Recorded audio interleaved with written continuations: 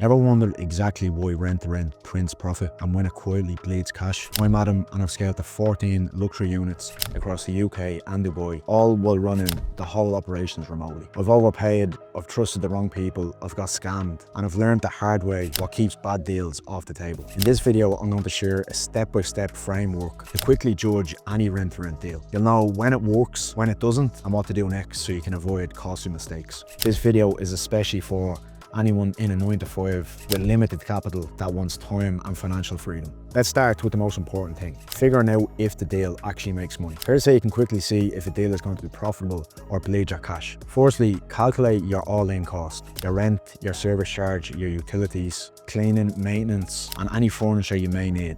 Don't skip anything. Next, factor in seasonality. You can use software to help you with this, such as AirDNA. For example, Dubai has high and low seasons, so both of these need to be factored in when making the decision for that market. Sometimes units in Dubai can earn double in peak season as you would in low season. The UK, on the other hand, has a much more stable and consistent market. There's a simple formula that I use every single time to estimate if this deal is going to be profitable or not. Revenue per month less your total costs is a profit or loss. That's it.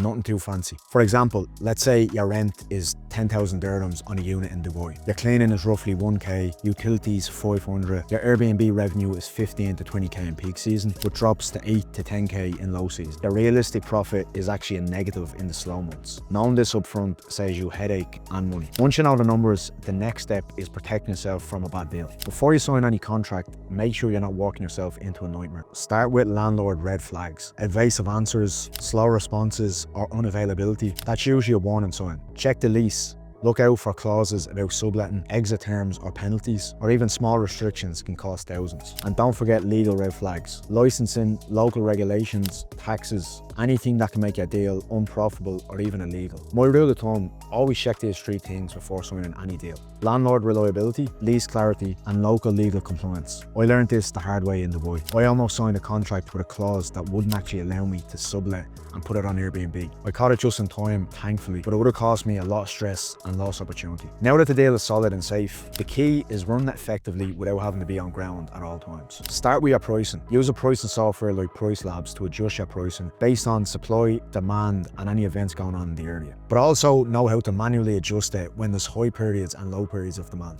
Next, cleaners and maintenance. Hire reliable teams from the start. Try get recommendations from other Airbnb hosts or look for reliable companies that have good Google reviews. Set clear standards with SOPs and then use softwares to automate the whole process so you don't have to be too hands-on. Next is guest communications. Automate your messages as much as possible. Use templates to save time and create an individual check-in guide for each property so it feels personal without taking all your time. Finally, QA and inspections. Quick checklists for all teams keeps 5 stars high without micromanaging. This is how you scale. My Dubai units run fully remotely. Pricing updates, cleaners, messaging, inspections, all done without me. All without me stepping foot on site or even being on ground. You can do the same if you build the right systems from the start. Finally, even with the right systems, you need fast decision-making rules so you don't spend time on the wrong deals. Use keep, kill, and scale rules to make decisions quickly. Keep a deal if it runs remotely. Keep a deal if it meets your break even, the landlord is reliable, and ops can run remotely. Kill a deal completely if red flags exist, profitability isn't solid, or legal issues are unclear. And lastly,